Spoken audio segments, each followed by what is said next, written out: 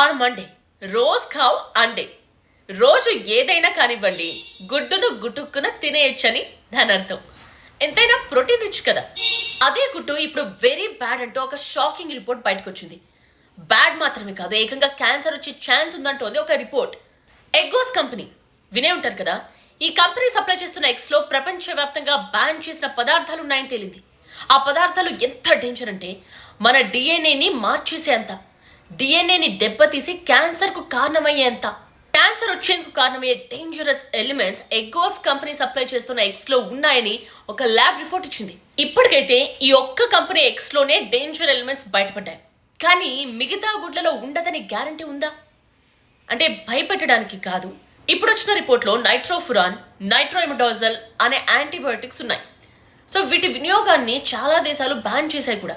ఈ యాంటీబయోటిక్స్ కు డిఎన్ఏను దెబ్బతీసేంత పవర్ ఉంది. బట్ ఇక్కడ ఎగ్గోస్ కంపెనీస్తో ఉన్న క్లారిటీ ఏంటంటే తాము అసలు ఎలాంటి యాంటీబయోటిక్స్ వాడటం లేదని.